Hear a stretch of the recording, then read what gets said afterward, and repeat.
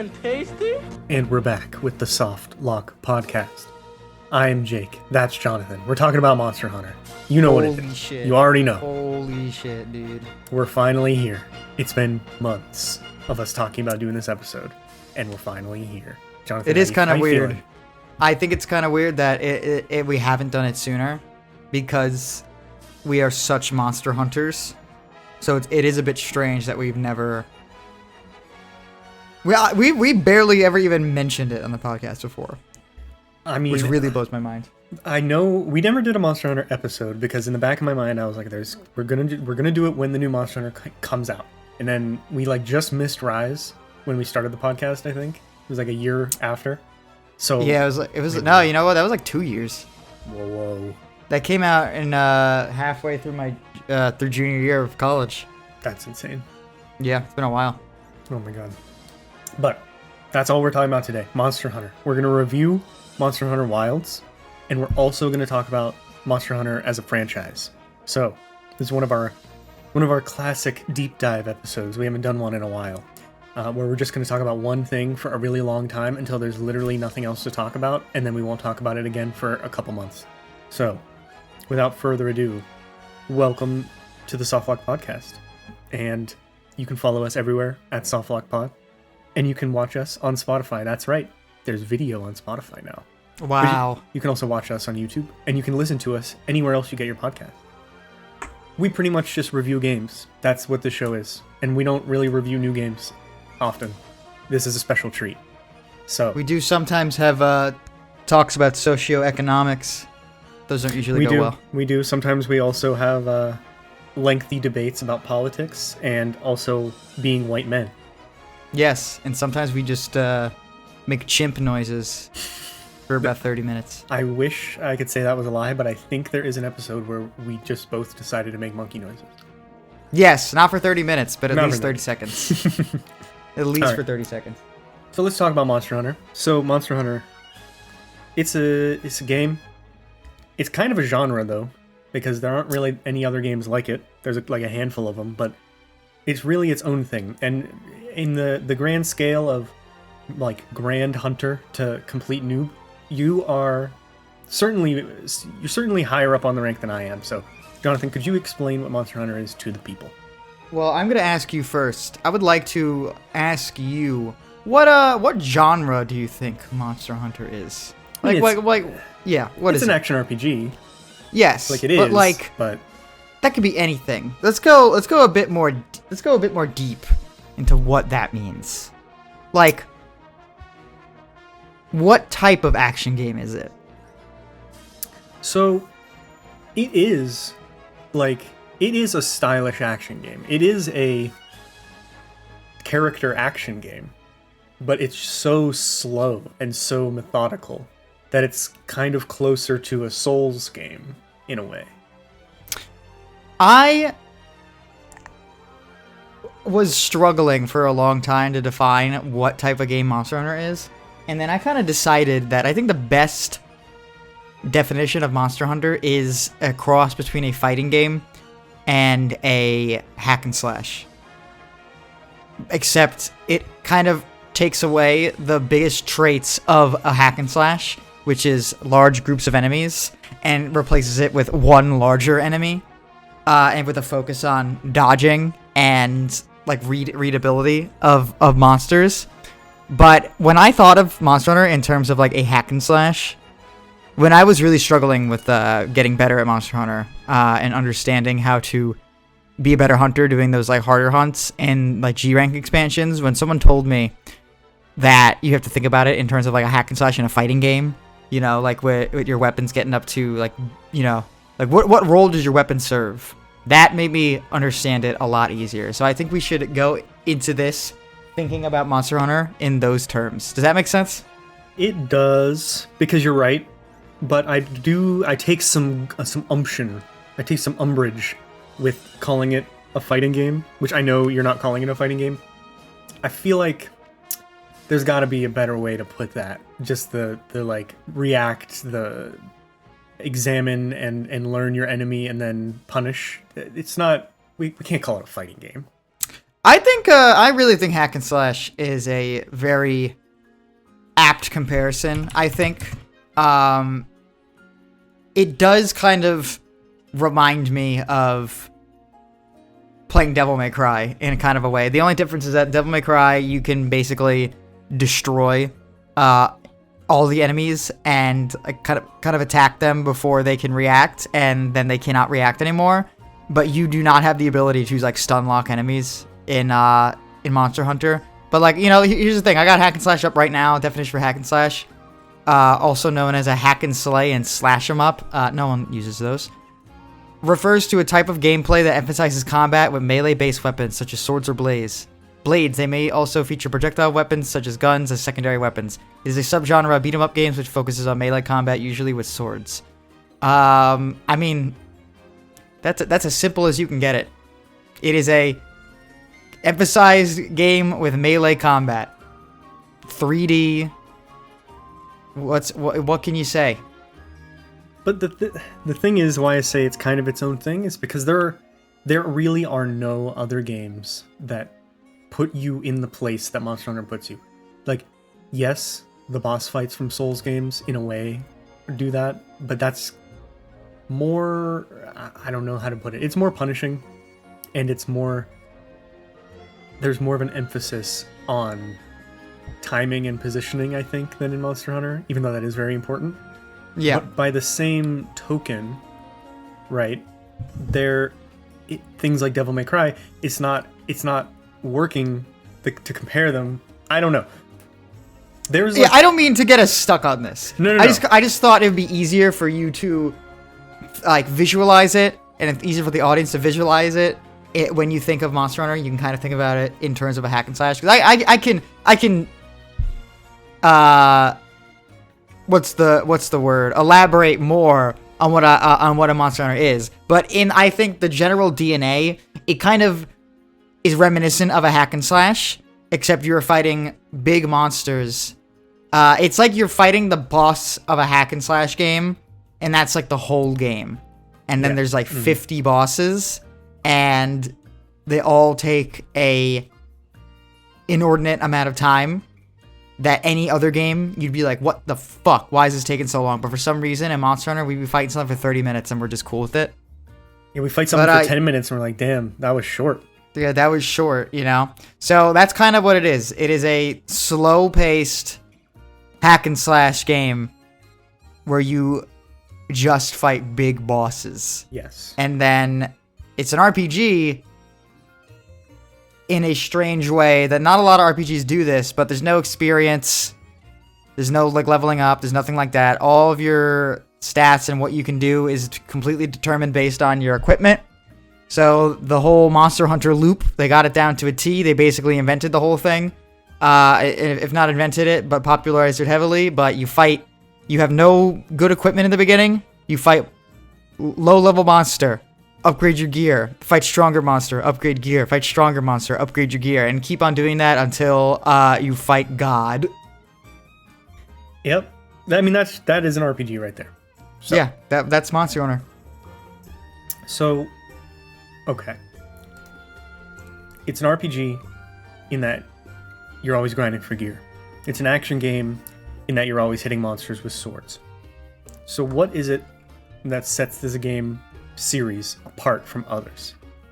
I can't quite put my finger on it, but the smell of the game that I get, the thing that initially drew me to it, and tell me if you feel the same way, is that there is a huge emphasis on you role-playing even though there's no story.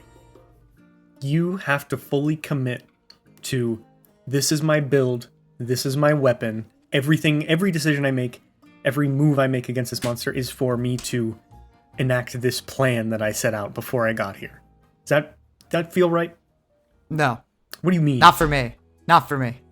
The reason I got into Monster Hunter is because I think boss fights are the best parts of video games, and then I found a game that is just boss fights, and then there's like 70 of them.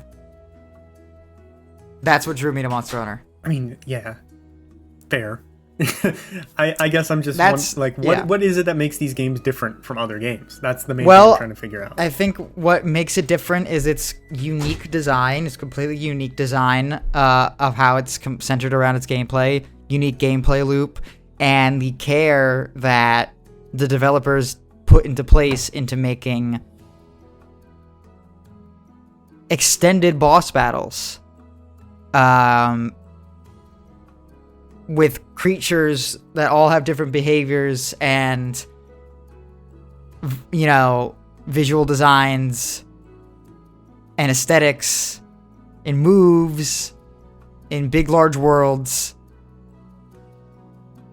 That's kind of what sets it all apart, I think. It's the care that they put into the world and the creatures that are in the world, on top of the gameplay loop that really is basically trademarked to Monster Hunter. Like, no other game really gets it quite right. Even Monster Hunter doesn't even really get it right anymore.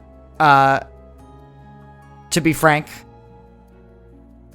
I transform into my Uncle Frank. That would have been really funny if there was... Yeah, I'm not Frank, sorry. Transforms back into Jonathan. That is not a... not a prediction. That is not a foreshadow into how I feel about Wilds. But it is kind of like the identity of that gameplay loop is changing. But it still is that gameplay loop that Monster Hunter's never done before. That games really have not done before Monster Hunter. The whole, you exist in a hub world and then you have to start like missions basically. Go out on missions. You can do this with people, or you can do it solo, and then you just, grind. You're essentially grinding. Grinding is a very big part of the game. Going out and fighting the same boss over and over again to get materials for that one weapon you need, or for that armor set that looks really, really cool. And can you imagine fighting a boss for like a collective 6 hours of your life in any other game? No, absolutely not. Can you imagine fighting Abstract Daddy from Silent Hill 2 for 6 hours to collect his mantle? It's just not, you wouldn't do it. No. It's not something you would ever do. It's not even a question. Like, that's just, there is nothing else to do. There is no goal. There's no, I guess you could beat the game. You can get to the end of the quote unquote story or the end of the urgent quest or whatever, but there is no ultimate goal. It's all whatever your own goal is, whatever materials you need, whatever weapon you want, whatever boss you want to fight, in what situation you want to fight it. It's all player choice. Oh, here's also another very important aspect of the game that sets it apart from other games at the time. So we have a completely unique way that they do the RPG. We have a completely unique way that they do the combat. And then we also have a completely unique way that the actual game is structured. Monster Hunter is an MMO, or at least has numerous features that are taken from MMOs. Yeah. Like the hub world, like that's kind of the intention, is that a ton of people are playing this game. Go look at all these like rooms, join a room, post some hunts, and just like have fun and meet people online, exchange your guild cards. You kind of, have them in your registry, like business cards, basically. See where they go, link up with them later and shit like that. Like, it's all so structured like an MMO. Another thing that they do interesting is that there's 3 ranks in the games. There is the game is separated by several difficulties. There is sort of like, to ease you into the game, there's the low rank, which has its own set of materials, the low rank gear it's called. And then usually once you beat the story or whatever, you go into high rank, and that kind of resets your progress in a way to another difficulty. So you're kind of into like, normal mode at that point. Monsters have different moves. You're getting different materials from monsters, which lets you make different, stronger gear. And that kind of eases you into G rank, which is now called Master rank, and that is the hard mode of the game. That is the real end game that you're really after. Once you're comfortable with the game mechanics and what the game has to offer, you go into G rank, where the brakes really kind of come off, and you have the hardest monsters, the most unique monsters, the strongest moves that they have, the strangest places that you see, the strongest gear that you can find. All of that is in G rank. So you kind of have to go through the game 3 times. Like you fight the same monsters 3 times. Now, typically there will be a lot of monsters that are locked behind high rank, so you will not find them in low rank. So you have new things to look forward to in high rank. And then there's also monsters locked behind G rank, so you have new things to see. So you're not playing the exact same game every time, but you're fighting like all the low rank monsters that you fought are now going to be in G rank, but they have new moves. They're interesting to fight again.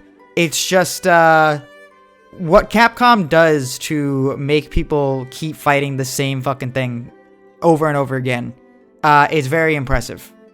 And it's not even over and over again in the same game, but they're monsters that are in every iteration or that come back constantly. You know, the Rathalos has been in every Monster Hunter. And yeah, Rathalos and Rathian is just like, when are they going to get a break? We kind of thought they were. They didn't. But even monsters like Zinogre are in a lot of the games, and monsters like Gypsaros are in a lot of the games, and their moves are always the same. They might get a new move, they might get a new trait, and occasionally they'll get some new animations, but it is literally the same fight. But it never...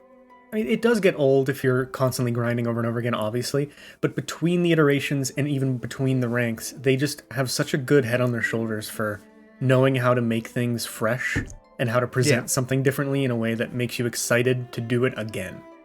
Yeah, it is. They have a really good foundation, and that's kind of the comparison I sort of make to fighting games, where they're constantly building off of the previous iteration, which is what fighting games do. Fighting games rarely ever are like, all right, scrap it, new shit.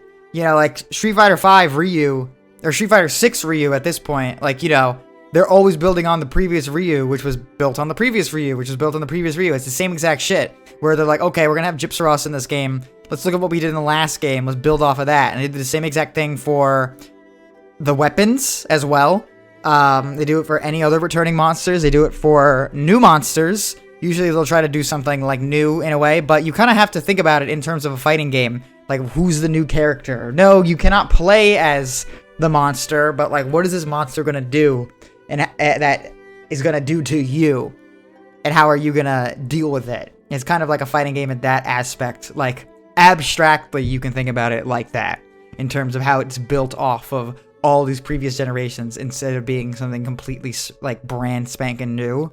So, and you know, whenever a new Mortal Kombat comes out, you're like, oh, I can't wait to see how Jax plays. I've been playing Jax for like 15 years and never get tired of him. It's kind of the same way. You're like, oh boy, can't wait for Zinogre to be in the game. It's like, yeah, dude. It's like you can play versus Zinogre in all the games, but you're just still excited to see what he's gonna do. But you know, as well as what's interesting about seeing monsters come back and new monsters and how they're built off of the previous generations, weapons are extremely important, because weapons are your character that you're picking in this kind of abstract fighting game. You know, you have 14 weapon types to choose from. They've had, for a while it was just 12, until Monster Hunter 3 Ultimate, where they had a really strong, like, you know, 12 base. They're like, okay, these are going to be the weapons that we're going to like go with. And then 4 Ultimate came out, and then they added the Insect Glaive and the Charge Blade. And those weapons all play completely differently, have completely different mechanics. They change up your offense, your defense, your entire strategy. Yeah, it is almost like playing a completely different style of action game for each weapon. Yeah, for each weapon. And that is also another thing that's completely unique about it. And that's why I bring up like a fighting game aspect sort of thing. Because that is kind of a draw to a fighting game. Like, oh, I want to pick this new character. I want to see how this is going to change up the game totally for me. When you pick you know, when you're playing, what's her name? You're playing Scarlet in Mortal Kombat 11, and then, you know, the Terminator shows up. You're like, oh, okay, this is going to completely change how it's going to play the game. It's basically what you're doing in Monster Hunter. You're picking a new character, almost. And like the monsters, those are built off of previous generations over and over again. It's very interesting to see what moves they're going to remove, what moves they're going to add, how they're going to change up the weapon to make it familiar but still fresh and new. Some games kind of do that better than others.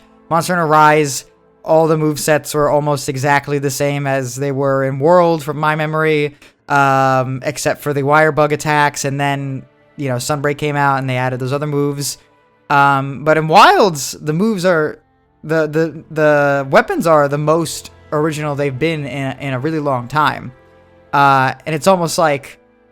feels like a soft reboot in a way. Yeah. I keep on comparing this... Yeah. It goes by generations, and I think that they choose, like, this is like you said, a soft reboot. This is a new generation. It's like Pokemon. We're going to rebrand everything, and that's when they choose to make, like, big changes like that. Yeah. It is a real, like, big franchise, not a series. I mean, no. It is a series, less of a franchise and more of like a series, how they're all very similar to each other. Instead of something like maybe Resident Evil, you load up Resident Evil 1, and then you load up Resident Evil 4, and you load up Resident Evil 7. They all have the same brand and identity in a way, but for the most part, they're completely different games. Resident Evil 4 does not play like any other... That's not true. 5 and 6. But it just changes so wildly, is what I'm trying to say. Yeah. But Monster Hunter doesn't really do that, Monster Hunter. Monster Hunter does iterate, but it iterates dramatically, and that's... Yeah. I think your fighting game comparison is pretty apt now that I've heard you lay it all out on the table, and especially with a company like Capcom behind it. It kind of makes sense that that's the design strategy they chose. And Monster Hunter wasn't really popular in the West until 2018 when World came out, and I was doing some research a couple weeks back about apparently Capcom had like a make or break moment where they were like, we need to start appealing to the world, not just Japanese gamers. So like Monster Hunter World was like a concerted effort to make the game a bit more approachable and present it in a way that is more appealing to Americans, to be blunt. But nowadays it is a juggernaut franchise that sells millions of copies, and that is really impressive for the style of game that it is. But I guess I want to ask you, when did you first get into Monster Hunter, and how did you first hear about it, and where did you start? Yeah, I guess before we can even talk about Monster Hunter present, we of course have to talk about Monster Hunter past. I started with Monster Hunter 3 Ultimate on the Wii U and 3DS. Which one did you have? I had both. Which one did you play on first? Both. I played it on the Wii U first, and then I found out that they had a 3DS version. And that was not even the new 3DS at the time. Like new 3DS XL. I was playing Monster Hunter 3 Ultimate on just the classic launch 3DS. Which, That's insane. It is crazy. It is crazy. Look at, literally pull up a picture of Monster Hunter 3 Ultimate right now. One would probably be on the screen. And imagine that on the DS, like the Nintendo 3DS from 2012. That's nuts. That is, I still think about that a lot. These games are kind of juggernauts for the 3DS. Like, I really don't know how they did that. And at the time, Monster Hunter, before World came out, like you were saying, Monster Hunter was extremely difficult to get into. It was quite niche. There was an audience, but for the most part, it was niche because it was so unlike any other game that was out at the time. The story was basically non-existent except for text boxes that kind of just inform you of what's going on. No voice acting, no cutscenes really, for the most part, until 4 Ultimate. And even then, the cutscenes don't really show anything besides the monster being like sick as fuck. Progression is completely bizarre. The tutorials are extensive and kind of don't tell you anything at like the same time. So imagine like 13-year-old Jonathan, 12-year-old Jonathan even, like playing launching Monster Hunter 3 Ultimate. No idea what's going on, just like going out in this world, and I'm just completely enamored because I just love boss fights so much. And you are kind of hunting the monster. It's a extended effort. It's not just like, Soulsborne type walk into a room and destroy them in like 3 minutes, just like dodge and destroy them in 3 minutes like they're dead. It's like a whole thing where you're on the ropes, you're putting them on the ropes. They leave, you're slowly tiring it out. Like, you're just, like, trying to keep up with it. It leaves to another area. In the old generation games, you wouldn't know where they went unless you painted it. Like, you tracked it, basically. So it could take shortcuts. It can fly away, and you have no idea where it goes. And you really do have to, like, hunt it. And, you know, that's kind of a stretch of the word hunt, I think. I think you'll probably agree with me. Like, you're not, like, you know, I'm not, like, picking up marks off the ground and being like, it went this way. No, it just leaves the area. You do in World, but once you see the monster in World, it's attached to your map the whole time. Every game before World, the generations before World, if you didn't have it painted and it left the area, it's gone. Like, you don't know where it went. Unless it took, like, an easy route that you know how to get to. Other than that, hunting is less about tracking the monster and more about understanding the monster. When the monster leaves, you may know from previous hunts, you're like, oh, okay, you know, the monster was limping. I noticed it was limping. It's very tired. It probably is going to die soon. It's going to go back to its nest. I know its nest is in this area, so I'm just going to go straight to this area. That's the kind of hunting it is. You know, and maybe you'll set up a trap or something like that. But that's how the game was. And that's where I started, and I loved it. I put so many hours into Monster Hunter 3 Ultimate. I loved it dearly. It became one of my favorite games at the time. And there you could transfer your save file over to the 3DS. There's an app on the 3DS. It was called like the Monster Hunter 3 Ultimate Data Transfer. And it shows like Cha-Cha and Kayamba, who are your two little like hunter helpers. And they do a little dance while they transfer your save data over. So I would basically, like, during the weekend, I would play on my Wii U. And then during the weekdays, when I'd be going to school and stuff, and I'd be on, like, the bus and shit, I'd transfer my data over and just play on the bus. Which is, like, the perfect place to play Monster Hunter. Yeah, it was awesome. But yeah, that's where I started. And then I was in love with the series ever since. Every time a new game came out, I was buying it. Monster Hunter 4 Ultimate, I pre-ordered the new 3DS XL from GameStop. It had the Monster Hunter 4 Ultimate like design and shit on it. It came with Monster Hunter 4 Ultimate preloaded. Great 3DS, paint chipped like many of the new 3DS XLs. Yeah. And then the next one after that, of course, was Worlds, and that was a big deal. Whoa. Generations Ultimate came out. Did you play Generations Rise on the came 3DS? Out. Oh yeah, you're so fucking right. I played Generations on the 3DS. Then I played Worlds. Then it was Generations Ultimate, and then Iceborne came out, and then Rise, and then I skipped Sunbreak. I'm gonna get back to it, and then of course now we have Wilds. Yeah, I'm right there with you. I started just a little bit later with 4, right when I got my new 3DS. Fake fan. Okay, fake fan. Well, fuck you. I played Monster Hunter Tri for like 2 hours, and I hated it. That actually blows my goddamn mind. I don't know where I got it. It must have been just like a fluke that I got my hands on it. I really just could not. It was 2010. I just could not figure it out. So that kind of left a bad taste in my mouth for a while. But then when the new 3DS came out, not everyone, a lot of the gamers online were talking about, you know, this Monster Hunter 4 game is supposed to be really good. It takes advantage of the new 3DS features and it makes it worth it. So me and all my friends hopped on that. And I've been right there with you ever since on every game day one. World, I bought on day one on PlayStation. All my friends had an Xbox. So then when it came to PC, I bought it again day one on PC a year later. So I put about like 100 hours into the PS4 version and 60 some hours into the PC version. Just replaying the same shit. I was there for Rise. I was there for Sunbreak. I didn't ever finish Sunbreak as well. I don't know what our fluke there was. And then I never played... Oh, I know what the fluke is, but we'll talk about that later. Okay. And then I never played Generations Ultimate until this past year, whenever me and you hopped in. I played Generations through high rank, through a decent amount of high rank, but then I never played Ultimate. And now we know that Generations Ultimate is bomb as fuck. Yeah, it really is. One of the best Monster Hunter games. IMO. I was kind of a non-believer. I am HO, in my humble opinion. Yes.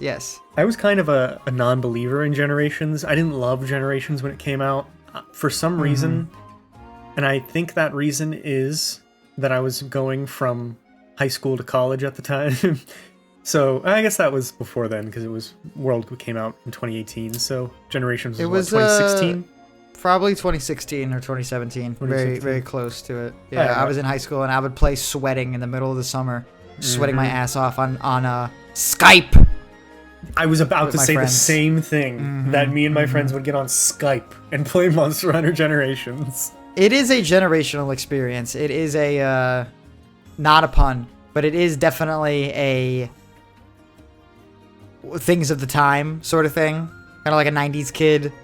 You know, like, oh, we did this. We all did this in the 90s. Like, people in our age group, in our demographic, they did that shit. And I'm sure a lot of people who would be listening to this, if they didn't have anything better to listen to, would be agreeing with us to be like, yeah, I did that shit. Yeah, it is one of those things that, like, the last few weeks hopping on Discord to play Monster Hunter Wilds with you and Sam, it has really taken me back to those days of being on Skype with my friends, grinding monsters. It is the exact same experience, and it was the exact same experience with every Monster Hunter game, and it's always just so fun. It's so heartwarming to just be able to enjoy a gaming session with your friends, but also at the same time be able to play the same game on your own and get a completely different experience out of it, and then bring the skills that you learn from one into the other, and then from the other into it. You know, it's just all beautiful. It's a beautiful song. Yeah, it's a culture. It is a culture. They have a full culture. Not many games can say that they have a culture. Monster Hunter is a culture of a game. It's very impressive how they've done it, And considering that the first couple of games are like pulling fucking teeth. yeah, I mean, I don't know. I feel like if you were one of those people who really wanted to make PS2 online happen and you were really into it, I think you probably got the same experience even back then. Yeah, I'm sure, but you know, that's also another generational thing. I'm sure people who play World first, people who played World and Rise and Wild first, look at 3 Ultimate, they're like, oh man, I don't know how you play that. And then we started with 3 and 4, and we're looking at like Freedom Unite, and I'm like, bleh! Get it out! Get it out! I will watch it, I will not play that. Why is I the will not UI play so that. big? I think if I, like, you wanna torture me, you wanna punish me, sentenced to Monster Hunter Freedom Unite Teostra for 2 hours. Okay. I will cave and admit to any crime that I did or not, just to for it to end. Have you played the older ones? No. Okay, I don't know. Just looking at the footage of them, I really feel like it's not that different than it is now. Well, maybe now. I disagree. But not that much different from Generations. If I'm gonna hit you with like a, Dr. Pepper versus puddle water from medieval times. If I grabbed you, fresh off of Wilds, and I put you in a Monster Hunter Freedom Unite, you'd be begging me for the pain to end. You're probably right. Yeah. I've just had a strange It's just a fascination. different time.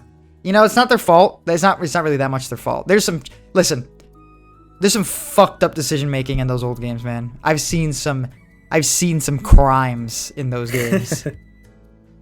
Especially with I like look at Teostra. I can barely even handle Teostra in World.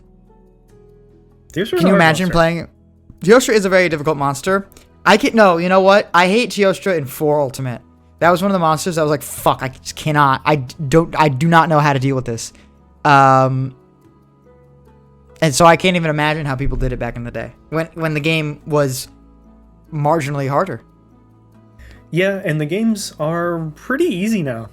I don't know. Have we gotten just better at them? Because I'm still not like great at Monster Hunter. I think you're much better hunter than I am. But even like Wilds, I think I fainted like 4 times in the entire game. And like I don't know. I was getting. I just finished. I actually did just finish the main story of Wilds today. Finish the high rank story, and Archfield got hands. I almost lost. I almost fainted. You do. Yeah. I think yes, the Monster Hunter games. I do think have gotten easier over time, with us also becoming better hunters. But I will say that G rank, the master rank in World, is very, very difficult. I do think it's reminiscent of the classic difficulties of like 4 and 3 Ultimate G rank type, just with less bloated monster HP. 3 Ultimate and 4 Ultimate, especially when you get to master rank, like those games are really centered around like multiplayer at a certain point. So they're difficult, but you know, I think the games really got easier with Generations Ultimate. Generations Ultimate is a much easier game. It is. Yeah. But that doesn't mean it's not as fun. I do think absolutely. Generations is probably the easiest Monster Hunter game. I don't know if Wild is the easiest Monster Hunter game. I think maybe Generations Ultimate might be the easiest, just because of all the tools and abilities you get. But Generations Ultimate is one of the more fun Monster Hunter games. So those two are, difficulty and fun are not, mutually exclusive to each other. Not. And I personally think that Rise is the easiest Monster Hunter game, but I also had significantly more fun with Rise than I did with 4. Yes. And yes. So, like, you're right. They're not connected, but the games are challenging, and that is a core part of them. I just think that as they've gotten on, they found a pretty good balance now, where it's like, yeah, if you're one of the old heads, or if you're someone who just really loves a challenging boss fight, you might be a little let down by the newer entries for that side of things, but it is, I think it's a good balance, and I'm excited to see where they take it. I mean, I'm writing my review for Wilds right now. Mm-hmm. Not at the moment, like right this moment. I meant like today. And the thing is that's really tough about Monster Hunter is that, I mean, let's talk about the history of Monster Hunter just for a second.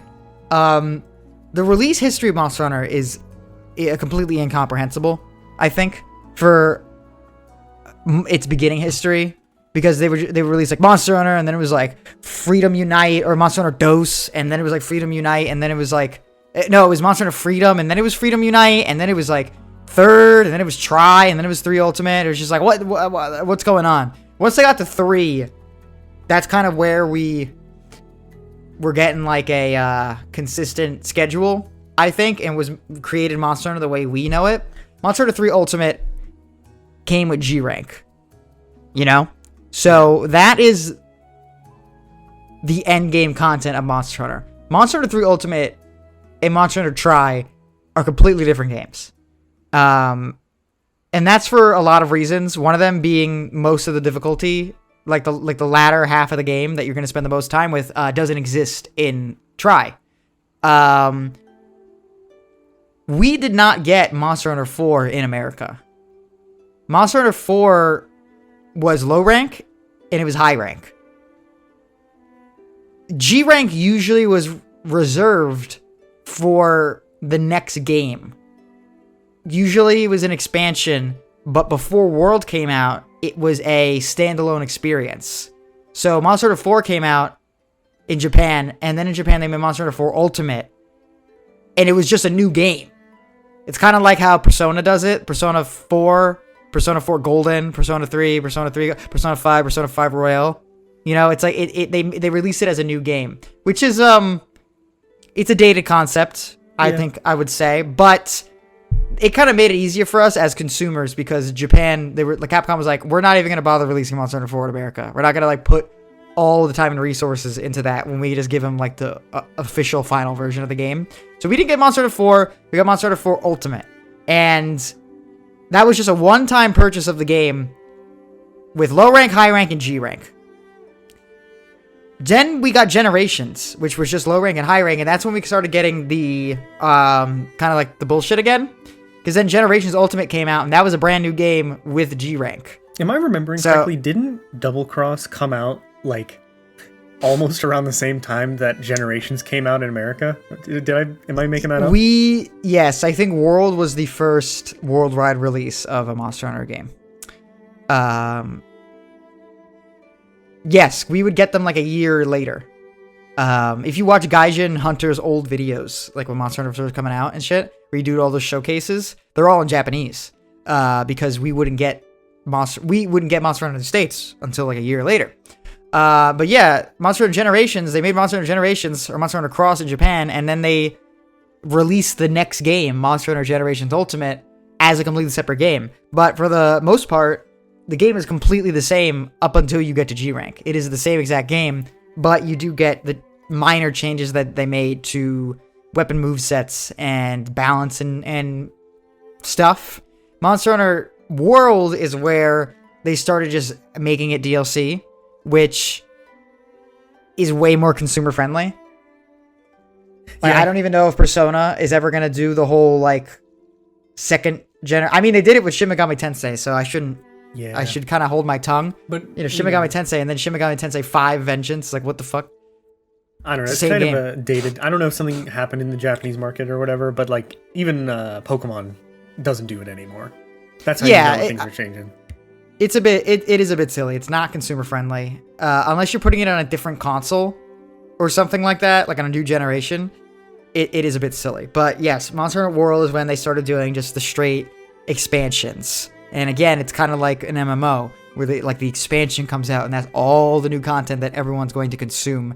And if you don't have the expansion, you kind of don't really have the full game at a certain point. And you can really tell with the last two Monster Hunter games that it doesn't feel like a complete experience because they did not release the expansions yet. Yeah.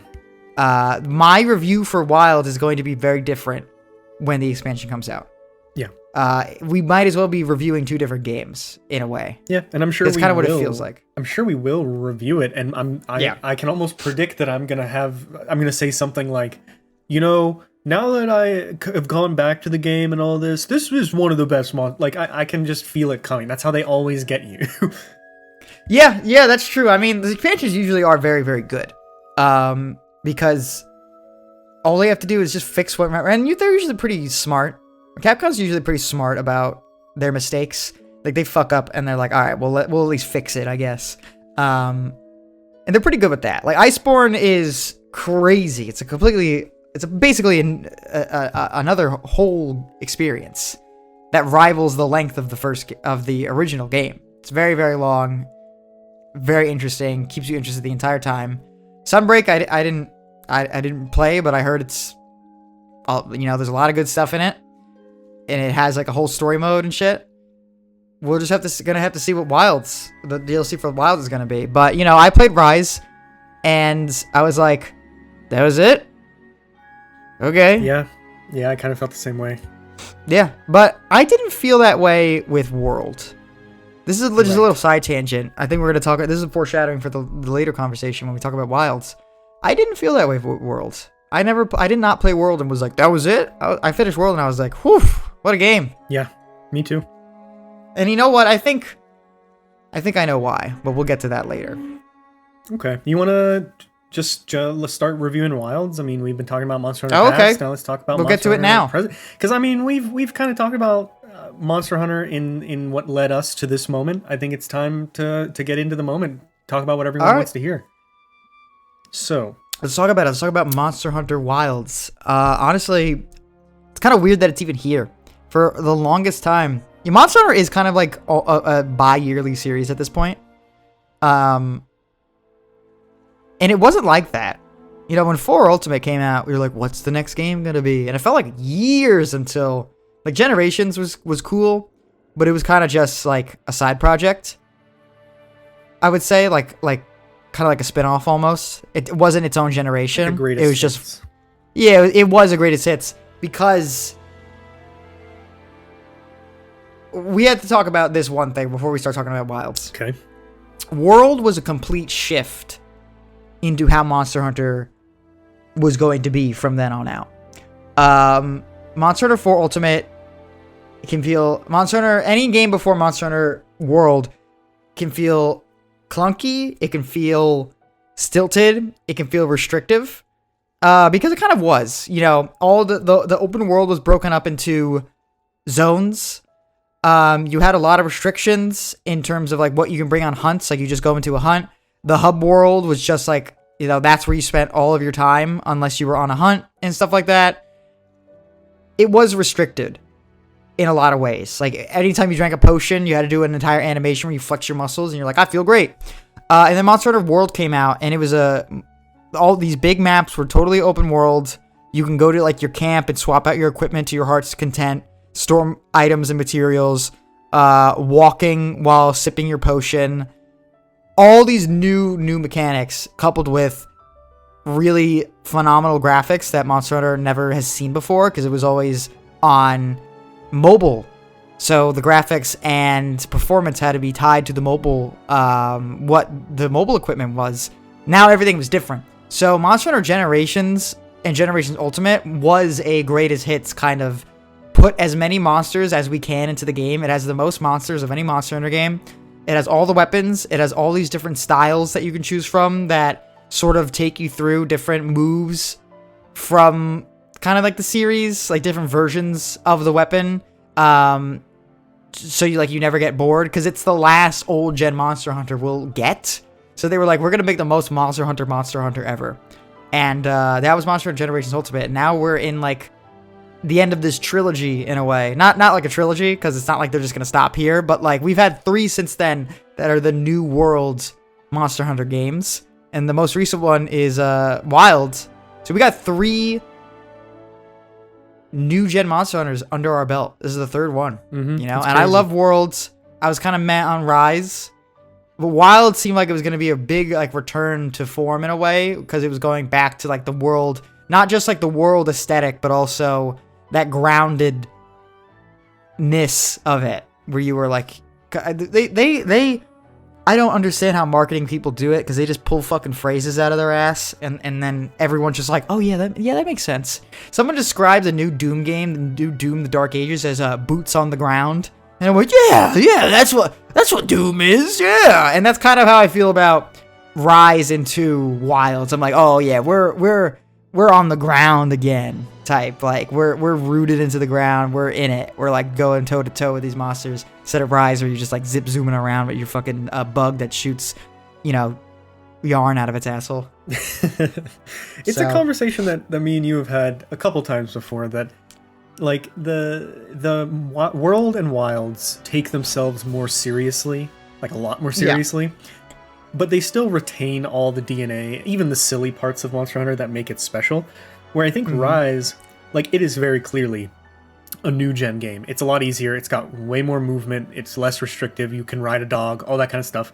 But Rise does kind of harken back to the older games in a way, not just because of the booty cheat graphics, but right. There's a lot of moments in Rise where you're challenged with using all of these abilities that are available to you in conjunction, whereas in World and in Wilds, it is you are using the 6 moves that your weapon has and the 1 gimmick, whether it's tenderizing or the wounds, and that's it. Yeah.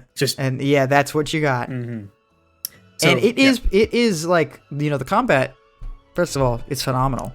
But something that I think we're going to talk about is that my description of Monster Hunter Wild is that they have some of the most intriguing and satisfying, possibly some of the best combat that Monster Hunter has seen in its entire series, coupled with all the peripherals of the game being so totally jarring and strange.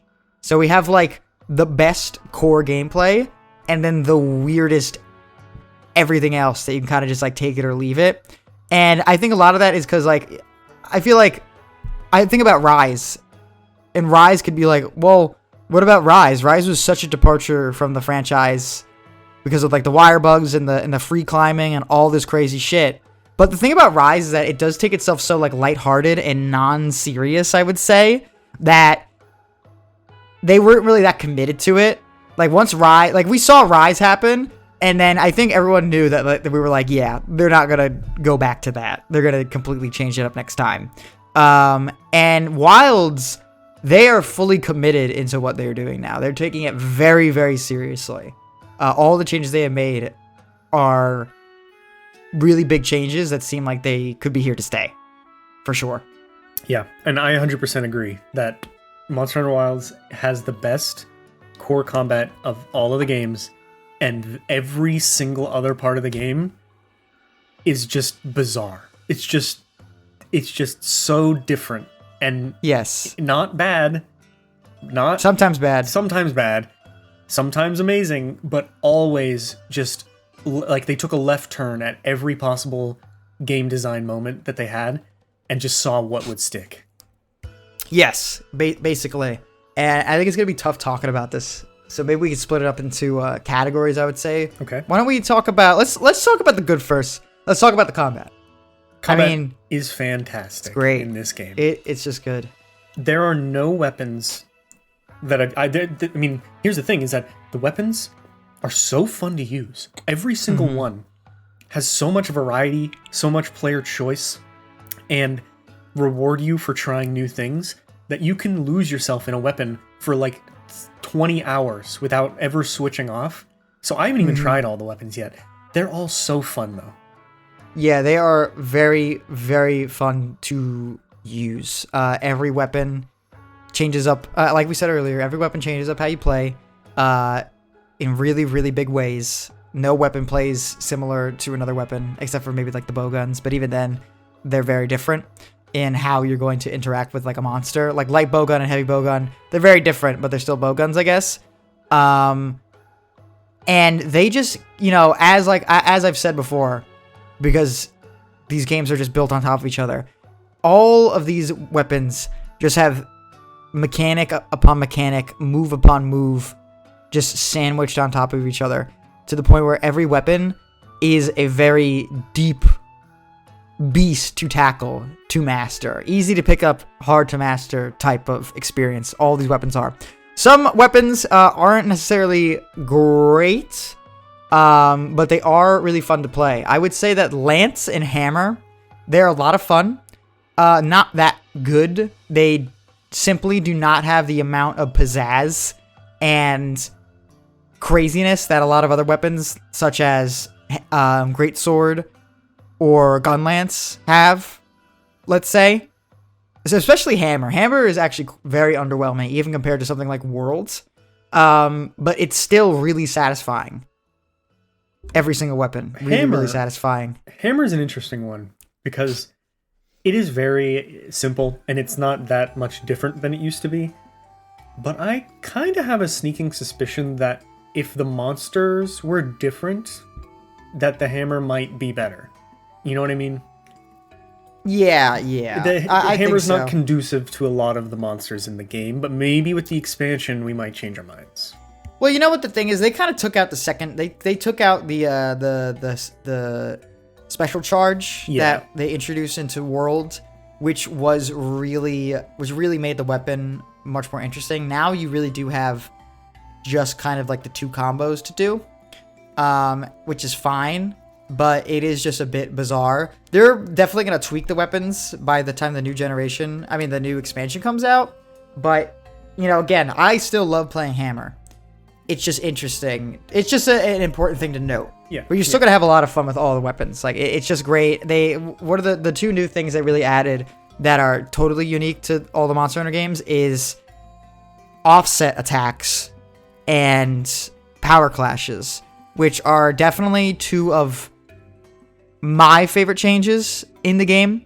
They added essentially counters to every weapon, and counters were in Monster Hunter in some form or another in the past.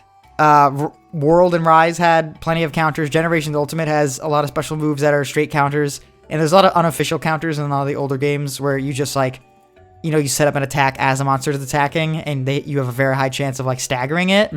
But these moves, these offset attacks, are designed with the express purpose of being used against a monster as it's attacking you, and it'll have this whole like dramatic effect where it falls backwards, and then you can do a follow-up attack. Some weapons are easier to do an offset attack than other weapons, but they're still really, really cool. They can all do it. Power Clash, any weapon with a shield, it's like a new status effect basically, where anytime you block attacks, you kind of add to this invisible meter as if it's like a status effect, like poison or paralysis or something like that. And eventually, when that meter is full, next time you get a blocked attack with your shield, you kind of do this whole standoff where they're, you know, pushing up against your weapon while you're fighting them back, and you kind of mash Y and you like shove them off, and it's really dramatic. It opens them up for for attacks. Very, very, very, very cool. And that kind of leads me into another addition that they made, which any weapon that has a shield can do a perfect guard, which was present in Generations Ultimate with the Adept style, which was all about dodging at the last moment to do these special counterattacks. And any shielded weapons had, perfect blocks that would let you do really, really powerful moves in response. Every weapon with a blocking attack has that. That is really, really, really, really cool, and I really like that change. It really Great adds... addition. Yeah, because now it can get kind of boring sometimes when a monster is just, like, going on a rampage, and you're just, like, dodge, dodge, dodge, and you dodge. Now you're kind of like, I'm gonna block, and just see what happens. Even some moves have a, adept dodge. Dual blades and bow and arrow have an adept dodge, and that completely changes how the weapon can play. So are those the only and two? It's really nice. Is it like just an archdemon thing? There's no other weapons that have it? I'm not entirely sure. I wouldn't be surprised if Hunting Horn had it. Okay. But that's all I know so far. But those are 3 things that totally change up how you fight a monster, and it's not like the Rise Wire bugs where you just wait for your meter to charge and then you do like hold RTX and then your hunter does like a really high damaging move and they yell, I don't know, it's over! You don't belong here, monster! I hate that. And we're gonna have to talk about the story next. Oh man. I think the big thing that you didn't talk about is the wound system for Wilds combat. Yeah, the wound system is important. Yeah, that, like every weapon. I mean, first off, the focus mode, kind of. It's weird how little I use it for how insane of a feature it is that you can precision aim every weapon. It seems more useful than it is, but maybe I just need to like commit to getting good with it. You know what I mean? Some weapons get it way more use out of it than others. Greatsword is perfect for it. The true charge slash, you used to be committed to that attack, and it's a really long animation. You'd be committed to that attack, but with the true charge slash now, you can enter focus mode, and you have 360 range of movement in the middle of the attack. Completely changes its usefulness, makes it a very, very accurate weapon, makes Greatsword like just a beast to use. And then there's like lance and gun lance you can aim directly into. It's great. It's a whole thing. But yeah, the wound attacks are not as interesting as the offset attacks and all these other things, but the game is kind of built around this wound. Every monster can get wounded.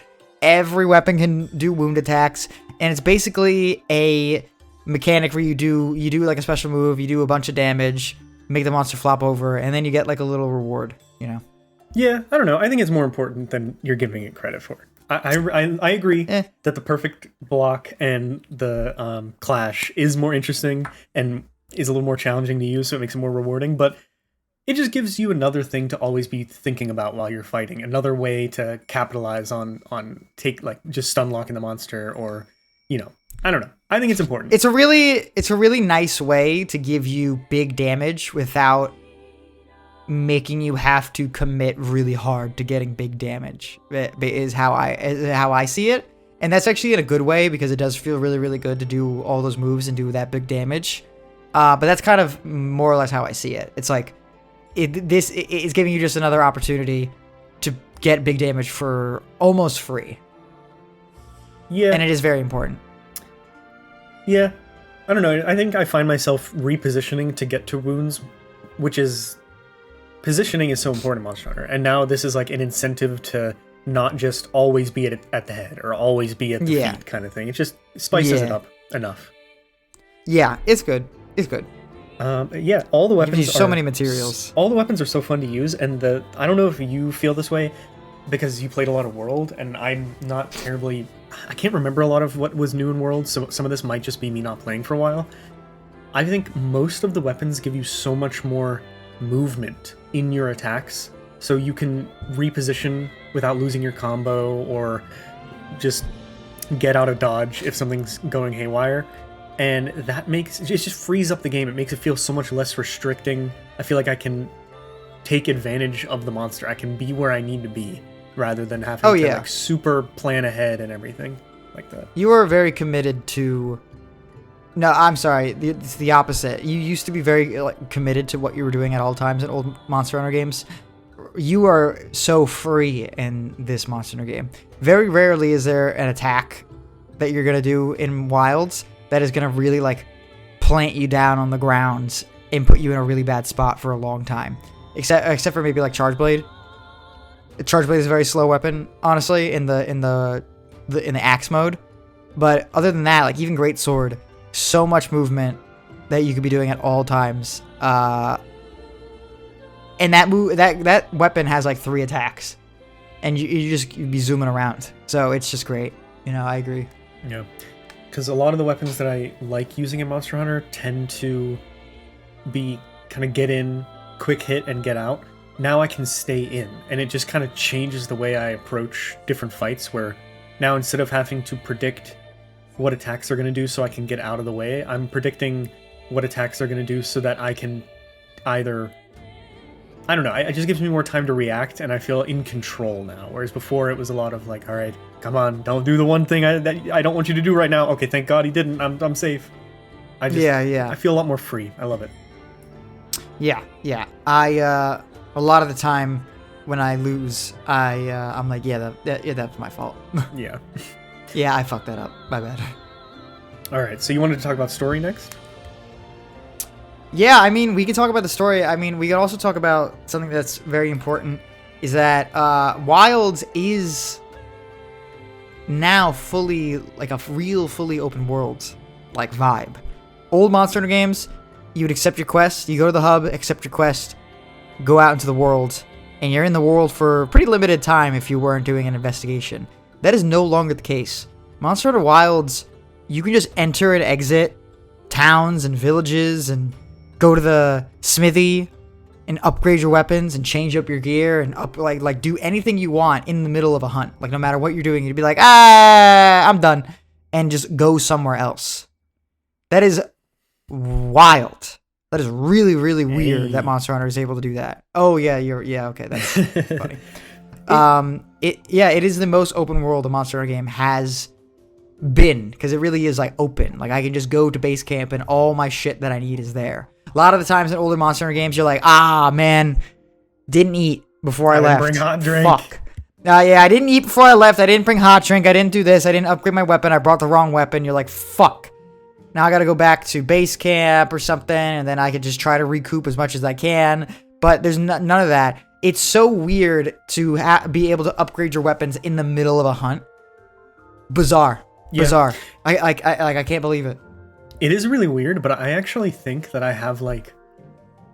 I don't even want to call it old school Monster Hunter, because then the OGs will come after me, but I have like old gen Monster Hunter brain rot, where I haven't played this game the way they want me to play it a single time. Not a single time.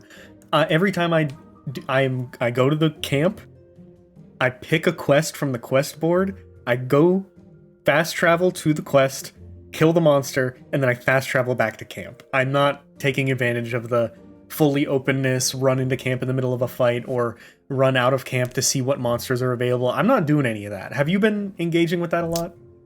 I have not. Well, no, so yes, I have, actually. I've been doing the exact opposite of what you've been doing, is that I have been engaging in the wilds of it, where I'm just like, let me see what's on the map, okay. Because you see literally everything that you could want to see on the map at all times, so it's like not really that big of a deal. Like I open up the map and I'm like, ooh, tempered Nursilla. Ooh, it's got a good reward. I'm just gonna, fuck it. I'm gonna fight it. Or I'm on the map and there's like a Gravios. It's looking pretty strong. I'm like, hey, I'm gonna fight a Gravios. I'm hunting and chill.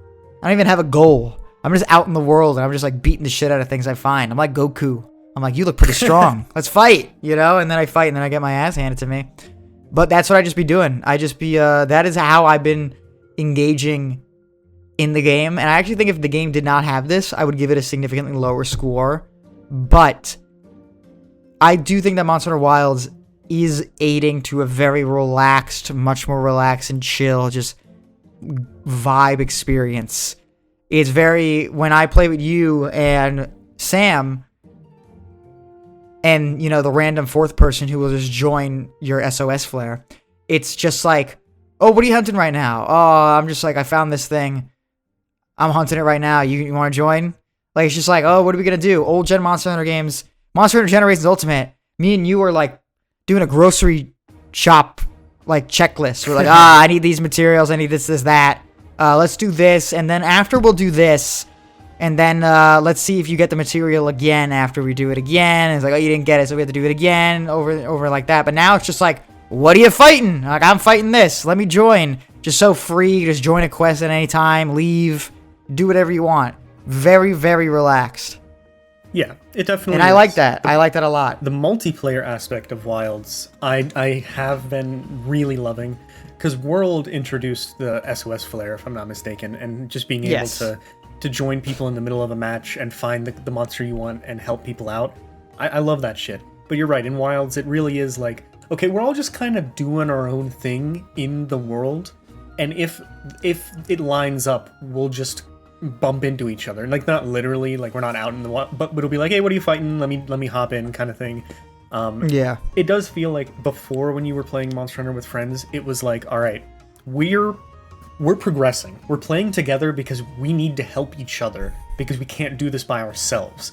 Now it's like the opposite of like, I could be doing all of this by myself, but sure, the more the merrier. Let's just get on to play the game. And I like that. I'm just playing with my bros, like, essentially. I'm just hanging out. Well, yeah, old gen Monster Hunter, you'd have that one friend. It's like, I need to get my Rathian plate. It's like, you're gonna have to start playing on your own time, because I don't want to fight the fourth Rathian in this hour. I want to fight something else. It's a problem of the past. It's a problem of the past. It is, yeah. And do I kind of miss it? Yes. However, you know what I kind of feel weird about? It's good. I like it. I feel weird about these quests that show you the guaranteed rewards. I think it's probably for the best. It is objectively a quality of life improvement. And maybe this is some like whataboutism that's deep in me, but I'm like, well, what the if I could just guarantee myself a gem, then what the fuck's even the point of grinding? I do think that a lot of aspects of Monster Hunter for now are kind of dead as we know it. And I do think the grinding aspect, we've been slowly weaning off of it for a while now. I do think that this is a big step towards anti-grinding measures in Monster Hunter games. And that is going to result in significantly less playtime.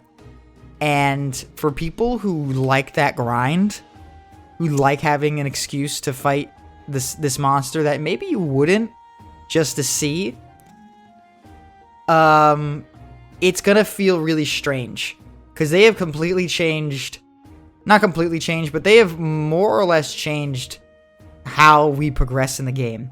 You be getting materials left and right. Anytime you destroy a wound, you get a material. You have a bunch of rewards you get at the end of quests. You have those. The game literally tells you exactly what rewards you're going to be getting at the end of a quest now. This is not a new thing.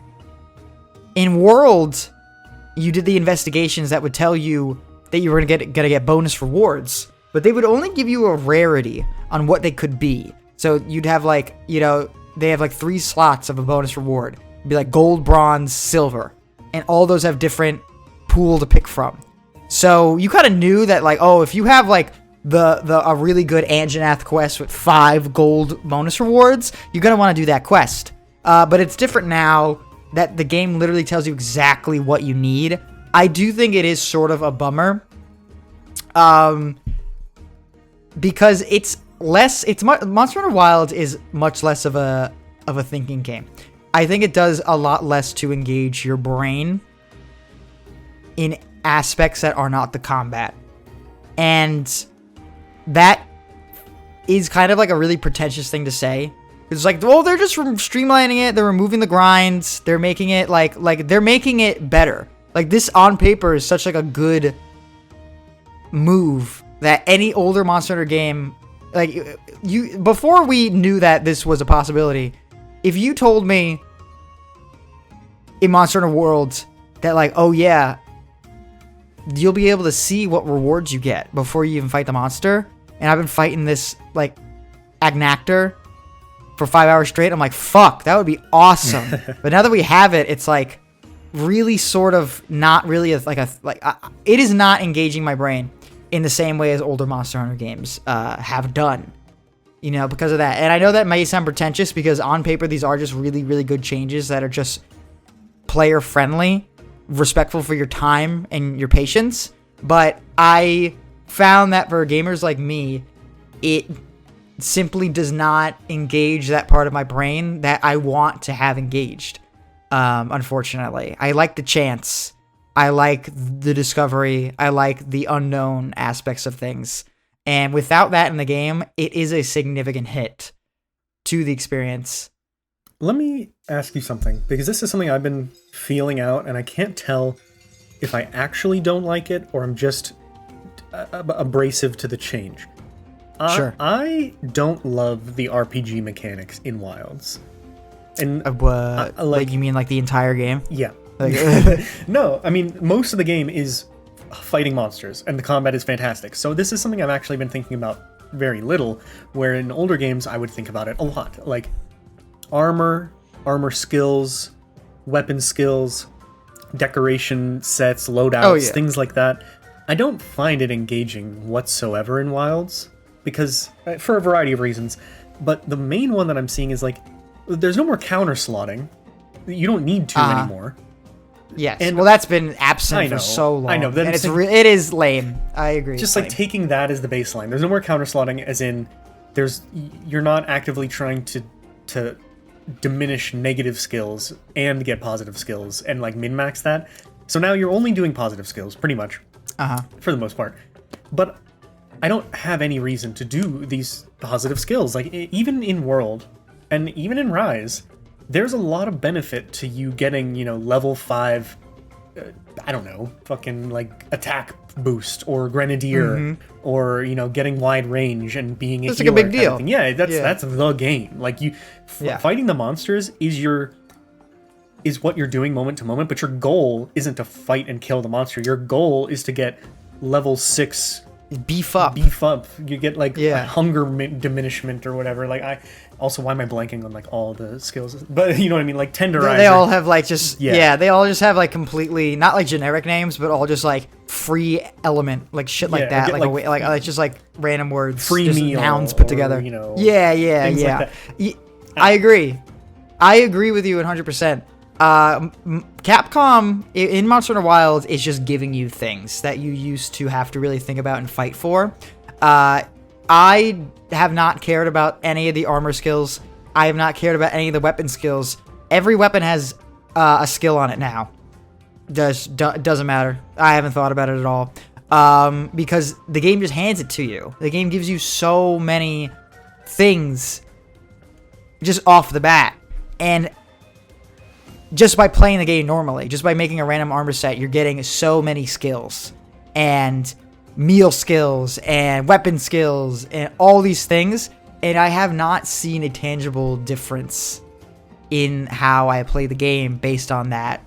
Once I have never noted the skill I needed. I've never noted, or not the skill I had and how that's changing how I'm doing things. I've never noticed like the difference of the meal I've eaten besides when my meal runs out and my health lowers instantaneously. I'm not noticing any of these things that used to be like a really big deal. Like, oh, what armor set you have? Like, oh, I have like this. I have feline. I have feline heroics on right now, or I have feline moxie. Don't worry. Like I got taken out, but I got feline moxie. It doesn't matter because Capcom's just handing it to you, and you don't have to think about it. It's really weird. This is gonna be a good transition too, because Capcom right now is just handing you everything. It's just saying, don't worry about that. Don't worry about this. You like we got it for you. It's all figured out. Just go fight the monster. And then they pack it in with a story that does everything it does and anything it can do to obstruct you from fighting a monster. Right. They rock starred the fucking story.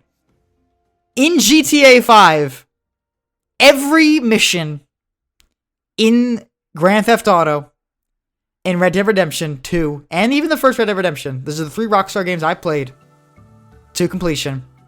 Every mission starts with you talking to an NPC. They're like, let's go do this thing. Then you get on your horse or car or buggy or whatever the fuck you're doing, and you go to the location.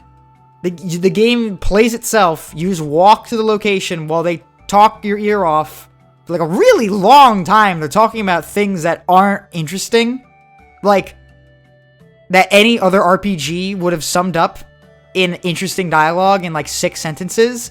Monster Hunter Wilds does this thing where they explain things very dryly, very boring, with kind of boring characters who don't really emote or have any specific feelings about anything besides informative, like, opinions. And they just talk to you for 3 minutes, and then you see the monster, and then you kill the monster, and then they're like, we gotta have a meeting. And then you all get in, like, the round table discussion of, like, what does this mean? It's like, I don't give a fuck anymore.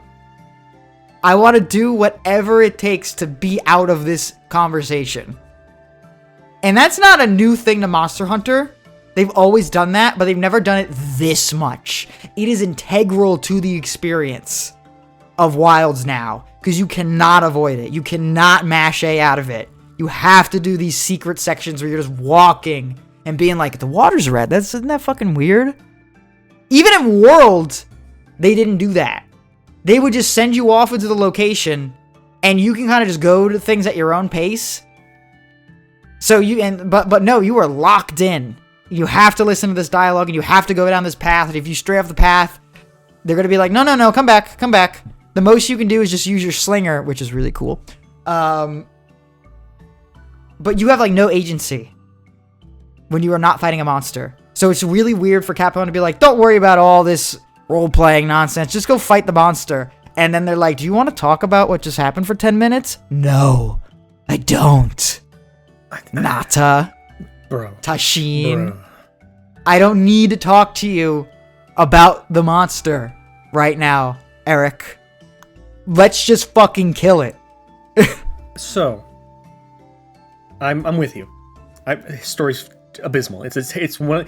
It is the worst Monster Hunter story, and that's saying something because there are no Monster Hunter stories. But listen, when you try to make something bad important and good, you're gonna fuck it up. I think it's like Doom. If they made the Doom 2016 story more in your face, you'd be like, oh man, fuck. And then they made Doom Eternal, and you were like, okay, that was a little cringe, but whatever. This could have been such a slam dunk, though. And it's funny you bring up the red water thing, because I actually think that's a pretty good example of what I think they should have done with these scenes. Mm-hmm. All of them are so forgettable because they don't do a good job at building suspense for the monster. That's all they should be doing. That's all they need to do. Like, the part where you're getting to the Lullabarina and the water's red, and then the part whenever you're finding about the frenzied Nursilla, are the only 2 scenes in the entire game where they actively have the characters act and react in a way that makes sense for what they're seeing. And what they're seeing is something that no one has ever seen before, and they don't know how to handle it, and they just start freaking out. That's what every single cutscene should have been, because it's not like World, where they didn't know what these monsters are. These, like, especially Alma and, like, this hunting guild, they're supposed to be very knowledgeable about these monsters. So when you see the tuft of red stuff on the ground, or you see, like, the frenzied particles in the air, they can just be like, oh, fuck, no, this is blah, blah, blah. This is the, like, whenever you, for example, what should have happened is the Gypceros, instead of being in a side quest, you should have just found the tracks or something. And in one of those sections where you're locked into riding the secret, they can just be preparing you like, this thing is fucked up. It'll blind you. It'll steal your shit. If you're not careful, it's going to sneak up from behind you and poison you. Like, that's all it had to be. But instead, we're going through, like, the history of the Eastlands and how these monsters came to be here, and also the way they interact with the world around them. I don't know. They somehow made these creatures that are supposed to be menacing and strong and terrifying into just like specimens where we can just talk about them with fake jargon and like fake scientific. They just made it boring when it should have been more campy and more suspenseful, is my take on it.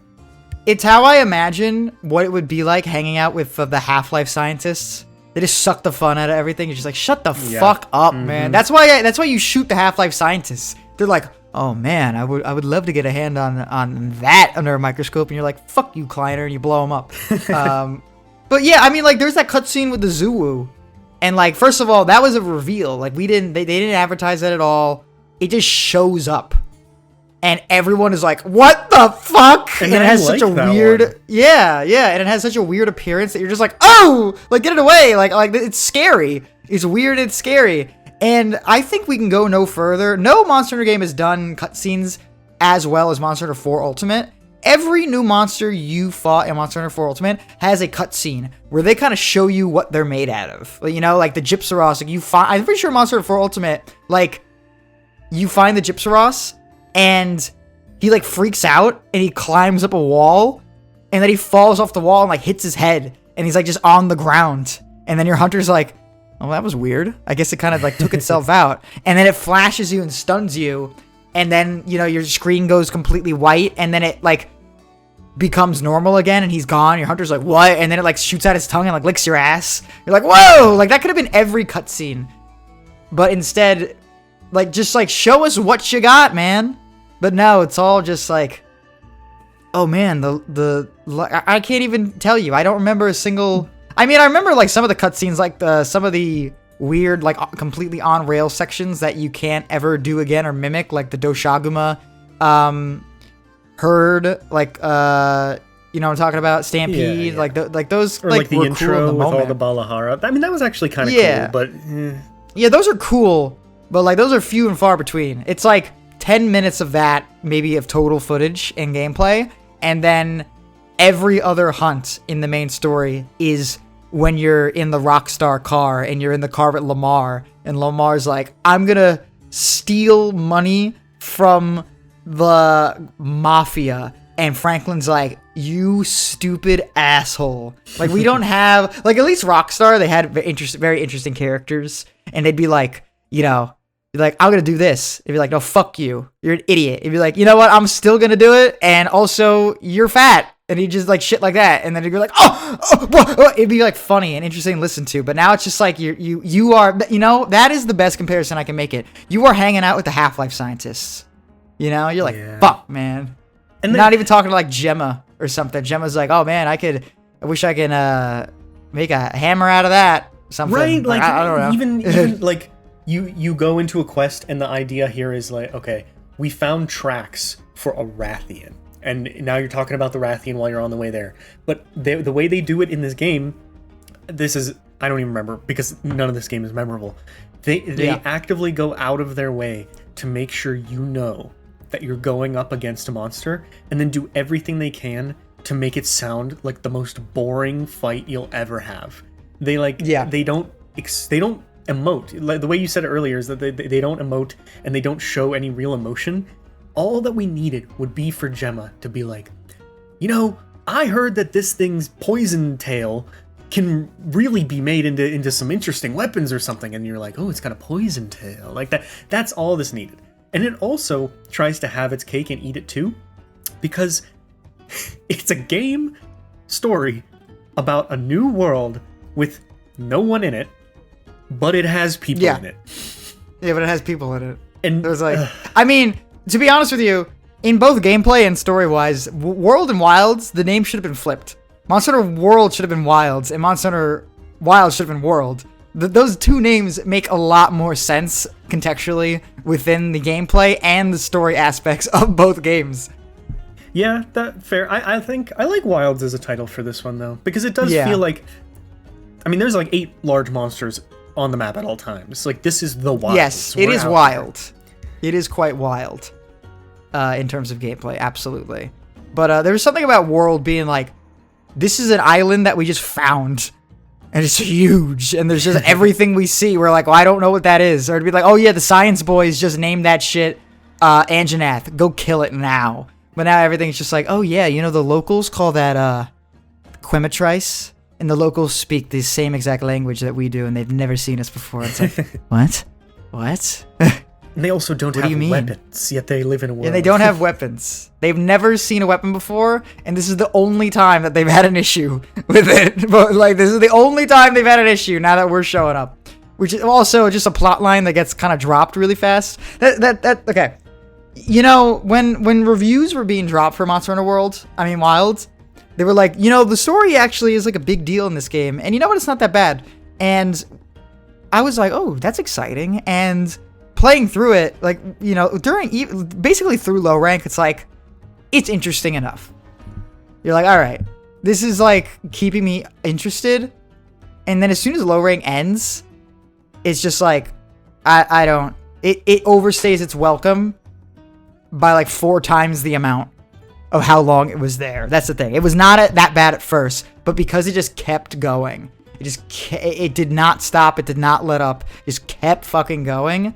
Something that possibly wouldn't be that offensive was really horrid for us. I don't usually skip dialogue in video games. I started skipping dialogue in video games because I do not need 2 minutes of dialogue for random elite guard to be like, yeah, I'm a knight, and you know what would make me a real knight? Like shit that was in the loading screens of previous gen Monster Hunter games are now fully voice acted side quests where your character talks to another character, right? So like the guard is like, yeah, you know, I'm a knight and I'm just feeling a bit down. You know what would make me regain my honor? If you killed some natural wildlife for me. That would be really cool. And that's like a 2-minute thing instead of just a single blurb on the quest that you have. It didn't need it. It simply did not need to happen. You know what I think would have went a long way? What? If they took the budget for the long-ass cutscenes and the voice-acted MMO scenes, and they just made a few more monsters. Yeah, that would have been really, really nice. I also really fucking hate it when RPGs have really beautiful, interesting to look at cutscenes that are a real treat to watch, and then they have like 5 minutes of dialogue where all the characters stand in a circle and do their neutral poses. Yeah. It's like so jarring. It is very it's like, MMO-like. stop, I can't. I hate it when games do that. Alan Wake 2 does that. We have to have a conversation about that soon. But Alan Wake 2 kind of does that, where it has these beautiful cutscenes of characters talking to each other, interacting with each other, and then it cuts to gameplay, and it's just Saga just staring at the character, and the character staring at you, just like in their default idle animation. They're like, yeah, well, I have 4 minutes of dialogue, so hope you think this shot is interesting. Yeah. I don't. And there's like good ways to do it and bad ways to do it. I think this game and Final Fantasy 16 and Xenoblade and a lot of like MMO inspired games do it, where it is really, really just canned animations, bad lip sync, very MMO like. Then there's games like The Last of Us 2. Like, they do the exact same shit, but the characters have just more reactivity and more animation and more natural. More natural. But it's still, they're just standing there staring at each other, and they bump into shit, and then the NPC like kind of stumbles on a tray that was on the ground. Like, it happens. But the way they do it in this game is just so bleh.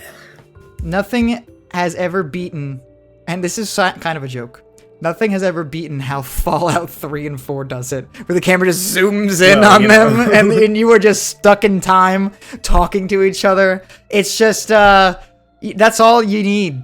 That's really all you need. They're trying to make this whole big thing, be like, yeah, you can interact with the world. You're in this big bustling world. Like, look at that. It's like, no, I'm more immersed when you take the game and you zoom in on the guard saying, stop, you violated the law. And it's like, I am more immersed that way because I'm just like, I can see him. I'm like looking into his eyes. You are forcing me to look at this shot at least. When you give me that flat ass, like nothing going on, I'm just like, man, fuck, kill me.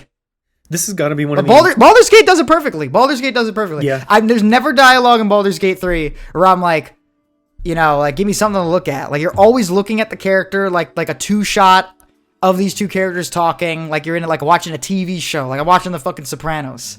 They couldn't just give me a 2-shot? Like, fuck, man. Yeah, they do that sometimes in Wilds, but then the shit they're saying isn't interesting, so it doesn't matter. Yeah, it takes ages. They just needed an editor to be like, cut this. They don't care about this. They do not care about any of this. You can take your dialogue and you can make everything much more memorable and tolerable in 30 seconds than 2 minutes of him giving an entire backstory. and your name isn't even Biggs or Wedge, and you're one of two guards, and you're and one of you dies in the beginning of the game, and your name is Final Fantasy 16, and you're two characters, and you're not named Biggs and Wedge. There's Ridiculous. a Biggs and Wedge in this game, and I don't give a shit about them. Yeah, but they're not named Biggs and Wedge. They're called like Bill and Cobb.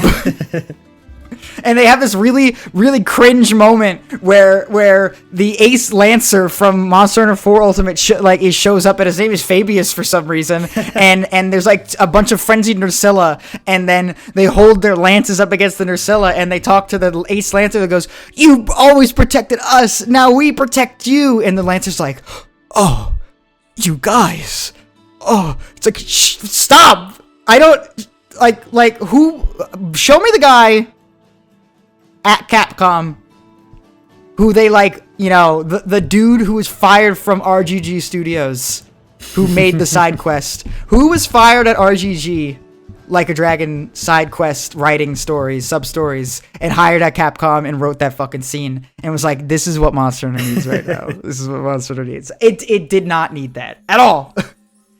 Like, what the fuck? I don't know, man. It's over though. And I mean, I guess we're gonna get more with the expansions, but like once you get to the end game, you don't have to worry about it anymore.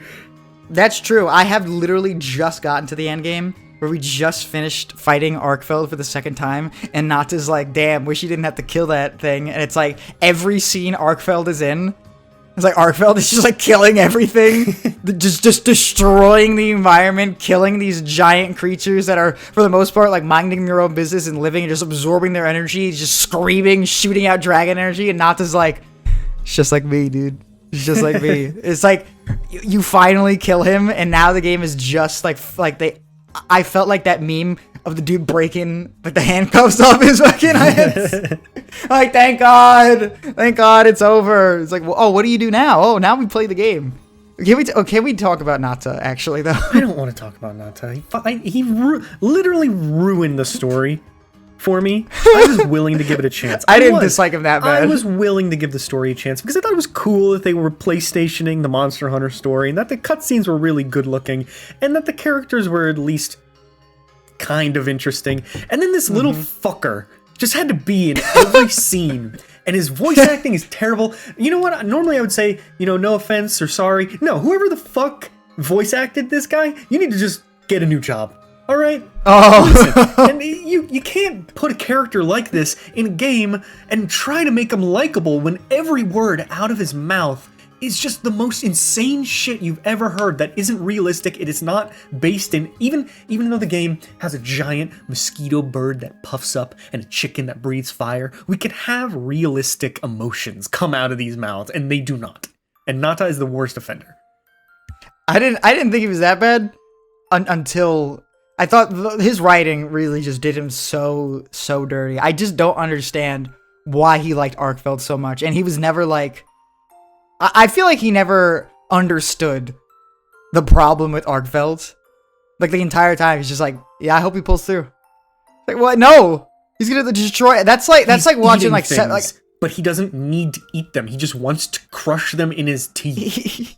The monster genuinely wants to kill just to do it. It cannot help itself from murdering. And Nata's like, no, don't do it. Like, what, dude? What? I don't know. What is this? It is suffering from child in media syndrome. It's like there's like a kid. There's always like a kid character. Not always, but so much media has like, yeah, it's just a kid. And it basically is just like a plot device. They just exist to like, you know, have something happen to them. They aren't like interesting or anything like that. Like that's just like a plague in media since for like ages. There's always just like a kid character, you know? Like, oh yeah, my son, asthma.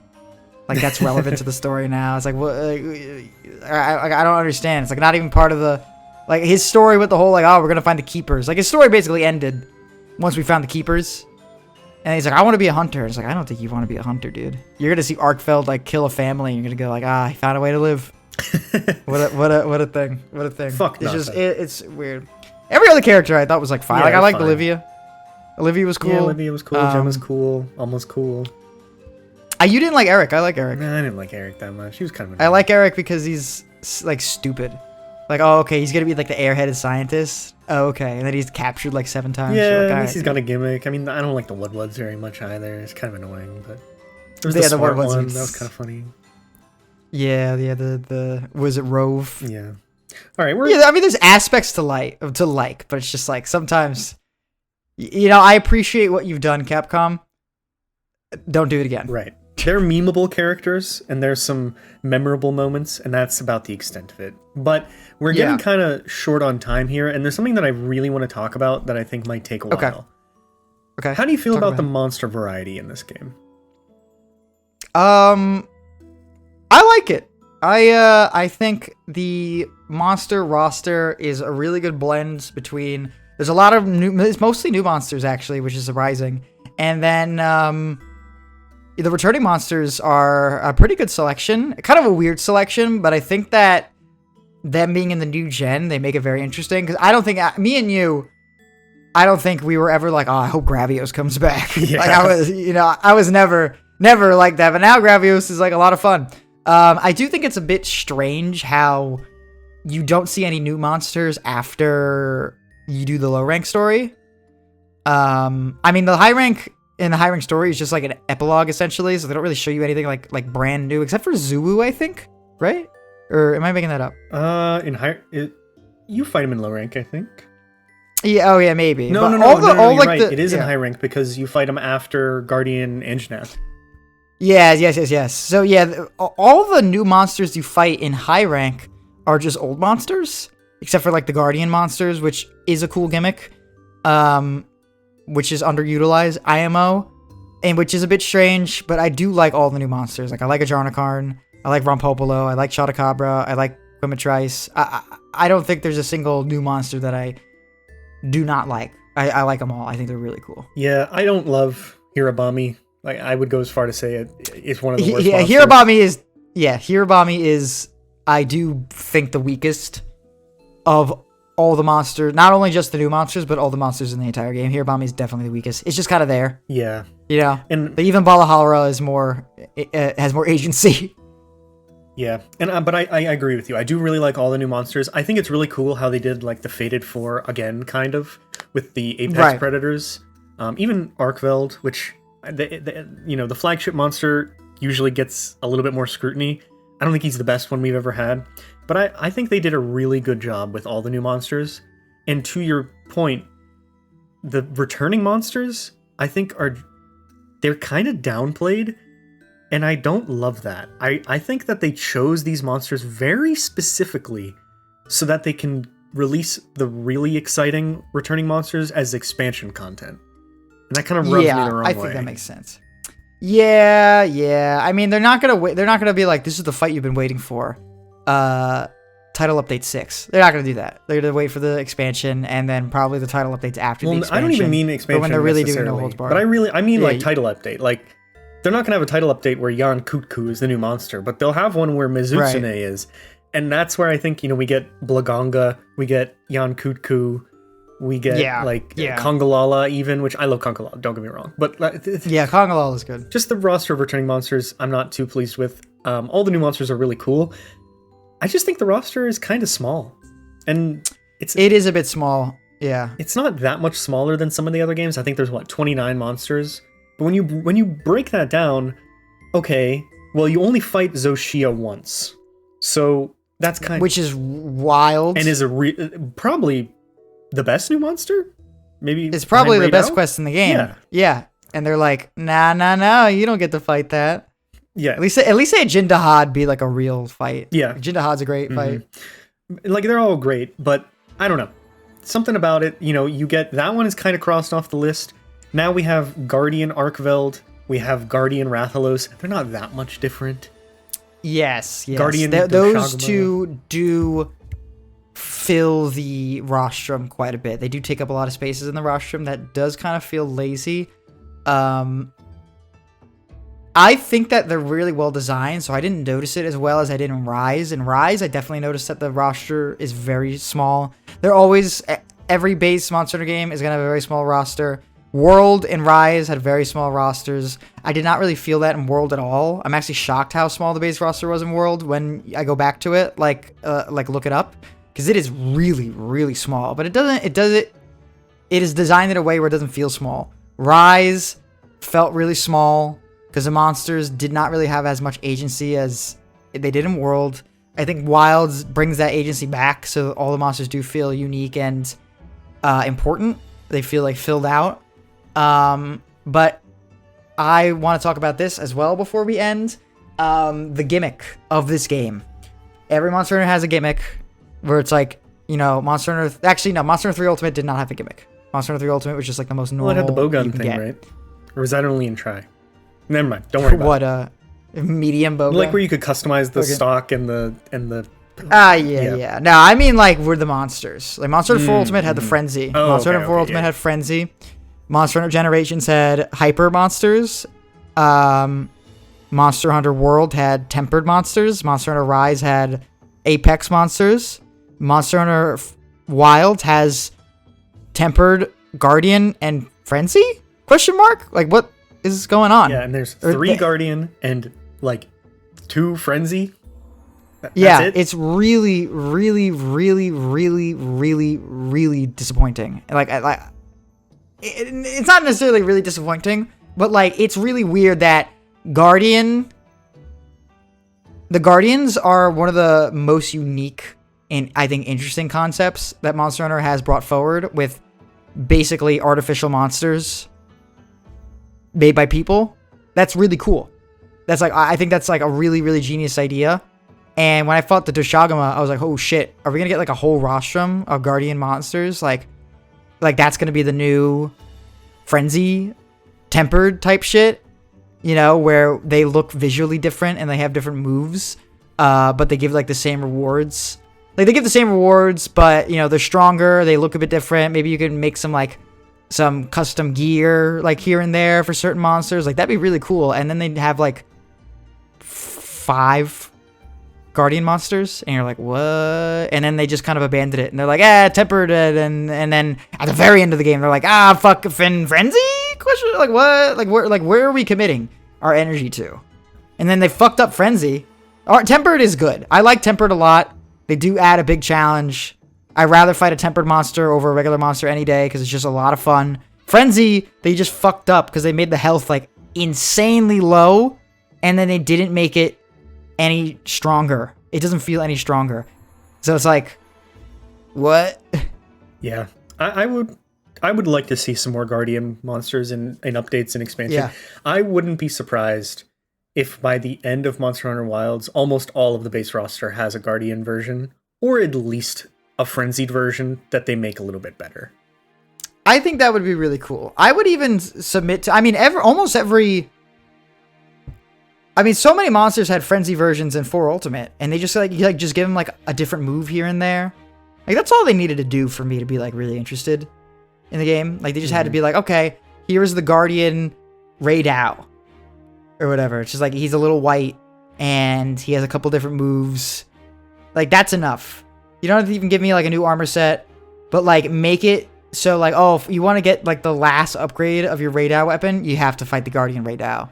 Like, that would have been really, really nice for me. And I don't think it would have taken that much. I think their money would have been better spent ditching the Tempered, ditching the Frenzy, and just be consistent in their design philosophy and just make it Guardian. And that's like the new thing. Yeah. And then you can make it like Arch Guardian and in the expansion for Elder Dragons. I don't give a shit. Also, no Elder Dragons in this game. Really weird. Really weird. Even World had really like weird. 3. It had Xenojiva. They had a ton when it came out. They had Teostra. Yeah, when the game came out, they had Teostra, Kushala, and what's it called? The new one. Fucking. Ooh, no, it's the stinky one. Oh man. Val Hazak. Yeah. They had Val Hazak, and that was like cool. It's just 3 random. We got Zoshia. Yeah. Just for all. And also Nergigante. Nergigante is a elder as well. There's just no elders in this game except for Zoshia, and then you can't fight Zoshia again. So it's like, what? But like, why? Why? Another thing though is like, okay, maybe they don't all have to be guardians, but no chaotic Gormagala, no there's no subspecies. There's no pink Rathian. There's no, I don't know. Like they could have had like a Chotacabra that has like an element. It's just a lot of Yeah. No, I don't know. That is usually reserved for the G rank expansion, so that's not that surprising. But Yeah. whenever the rosters are going to be this small, it seems to make a little bit more sense to me to add in some subspecies than to just not have anything. Yeah, or just make bigger differences for the tempered versions, or the stronger versions. Like Chotacabra is going to be Chotacabra. Like when you fight him tempered, like it's going to be stronger, but like it's not going to be that much different than a regular Chotacabra. I don't know. I don't know, man. It's also weird. There's Just only like 3 challenging. There's only 3 endgame monsters. There's Arkfeld, Yeah. Raydao, and Gormagala. That's it. Yeah. That's literally it. Yeah, that's. I mean, I think we should be happy. Actually, I'm not going to speak too soon because we didn't get Zoshia for some reason. We're probably going to get Zoshia as a title update, high rank. That's going to finish the story. Like All Mother Narwa for Monster Hunter Rise. We had to get the final boss patched into the game. Like, But, we can complain forever about this. Complaining's I think. easy. It's just the most... Yeah, it's just the most bizarre decisions that they made. Because they made such a solid foundation. Really some of the best Monster Hunter gameplay in the series. And then just, like, when it came to everything else, like, they had, like, the hardened veterans making the gameplay. And then whoever was making the rest of the game, they gave them to, like, the dudes who did not work on a game before. It's like, what? Yeah. That's a bit harsh. Let's end on a I wouldn't say positive that, note, but... though. So... I like the offset attacks. I really like offset attacks. It's so satisfying. No, tell me, what's your favorite monster in Wilds? And then let's talk what's our favorite monster in the series. Oh, man. You're not going to like my favorite monster in the series. I think my favorite monster in the series might be, like, Barith. What the fuck? High key. What the fuck? I don't know. That is a good question. I'm not really sure what my favorite monster in the series is. I just like killing. Love killing so much. My favorite monster in Wilds, I do think has to just drop right on the lap of Raydao. It's just an amazing fight. Same. It's just great. I can't deny it. It's got all that thunder and lightning, and it's got like the beam cannon. It makes all those weird sounds. It's like, what is happening? Like, that was cool. That was the first. It was like, that was the peak of the game. And it wasn't downhill from there, but it never reached that peak again. And don't be wrong, I really like Zoshia, but like, yes, no one's gonna say that Zoshia Nakarkos is their favorite monster in the game. It's that type of fight. That is true. It is like the event fight. The problem with Zoshia and all the monsters like that, those like siege battles, is that once you're like 25 minutes in and someone's like, it's looking like it's weak, it's gonna die soon. Those last 5 minutes, you're just like, fuck, man, please, please.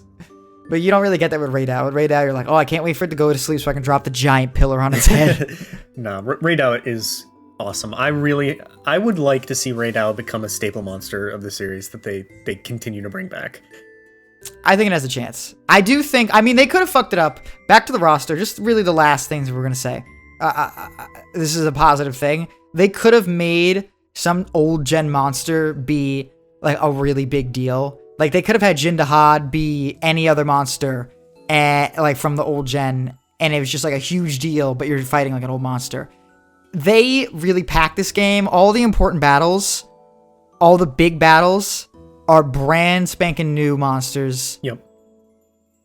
Until you get to Gormagala. And that's really cool. And even Gormagala is really, really cool. Like, all these new monsters that you're fighting, like, oh, you're going to fight Raydao. Oh, now we're fighting Jindahad. Now we're fighting Zoshia. Now we're fighting Arkvel. Like, that's the peak of the game. All those monsters are the peak of the game. And they could have not have done that. Shout out New Udra. And New Udra is really good, even though he glitched that one time. So. I like Uthduna too. It's kind of just like a funky Ludroth, but I like him. He's cool. Welcome back, Great Jagras. Your throne awaits. Let me think. I never said what my favorite monster is. I think it's got to be Tetsukabra. I really like Tetsukabra. Tetsukabra is a good one. Yes, Tetsukabra is a really good one.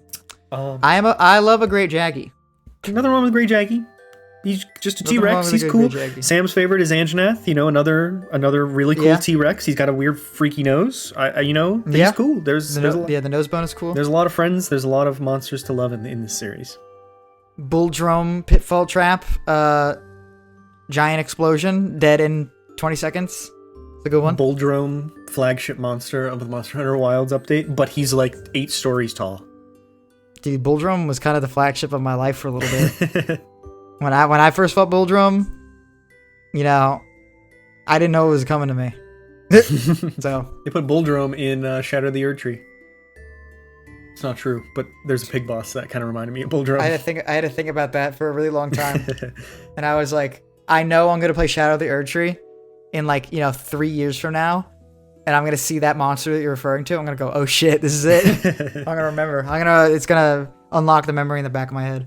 So yeah, shout out all the new monsters. I think they did a really good job, except for your Bummy. And Yeah. I would love to see any of them continue in this series moving forward. So, real quick, Okay. what do you think we're getting in terms of expansion content for this game? Oh man, dude, I have no idea. I really have zero clue what the hell they could do next. I have no idea what they could possibly do.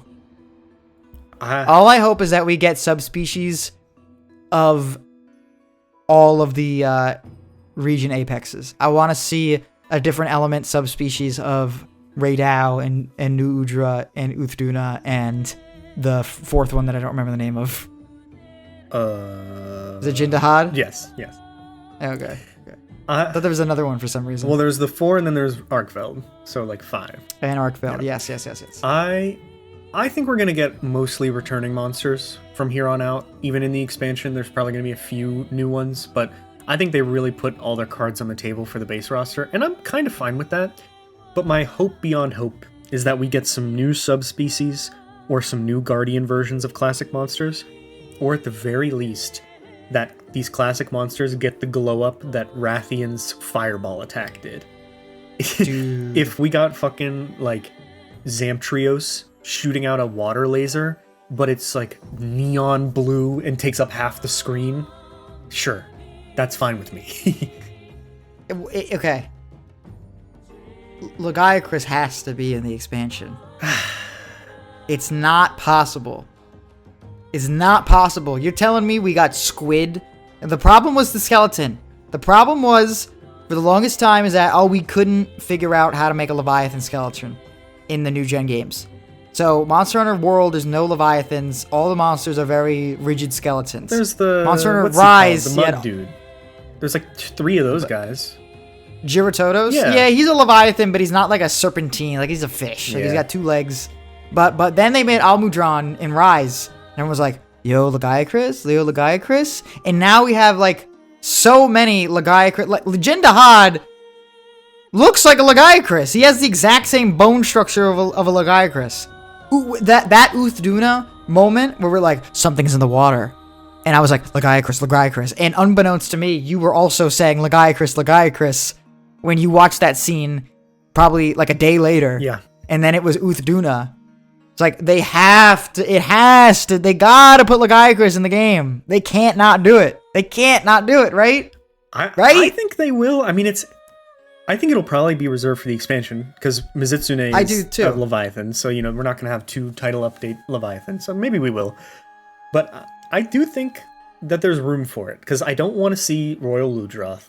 I don't want to see... I guess Chameleos isn't really that archetype, but, I don't want to see Great Jagras, but I do want to see another water monster. I don't want to see Daimyo Hermitar, even though it would probably be sick, because he is in Generations. I want to see something that hasn't been... I guess Lagiacrus is in there too, but I want to see something that gives me a challenge, that changes up the elements we're fighting, because there's not a lot of variety there, and I think Lagiacrus is a good fit. I also think that it's time for us to bring back the Astalos. I think it's time. Bring back Astalos. He was in Rise. Was he? Yeah, he was in Sunbreak. Oh, never mind. It's time to bring back Gammoth. It is time and to you bring know that's back true. Gammoth, but The fact that Gammoth was not in the game when we have these wide open, especially, I know they can do it because the Windward Plains, giant wide open areas. Imagine a giant fat fuck Gammoth just parading itself, tooting its horn. It's got to be in the game. If they don't put, I don't even want Lagiacrus that bad, but the fact that they haven't put him in any of the new gen games is just kind of like batshit crazy to me. Yeah, you know who I want to see back? I want Lagania to be in this game as well. I know it's only from World. You know, that is a good one. I know he's already been in HD. He's already been in a new gen game, but I just really like that monster, so I'd like to see him come back. Is he? Wait, I think Legiana is in Rise. Is he not? I don't think so. No. Nah, he's not in Rise. Oh, I'm thinking of what's it called? The ice monster in Rise, like the big flagship in Iceborne. Oh yeah. I've never fought him because I never played Velkhana. Yeah. Velkhana is in Rise. Mm-hmm. Yes, Velkhana is in Rise. Yeah, but they just got to put Gameth in. Like they've all gotten a spot. Mizutsune, Glavenus, Astalos, they've all gotten a spot. Gameth is cool. Where's my Gameth? Gameth is cool. You know what I'm gonna drop? Look this up right now. Poor man's Kezu, Jiganox. Gigginox. This was Monster Hunter 3 Ultimate's version of the Kezu. Put him back. I'm looking at him right now. Do not pretend. He's got two heads. One's a butt. They're both butts. he interchanges them. And we just pretend like there's a lot of monsters in Monster Hunter 3 Ultimate that we kind of pretend don't exist. Jiganox is one of them. You know what? Fuck you. Put Tetsukabra in the game. They should. They have Chatakabra. What are we doing? They have gold. They have so much gold.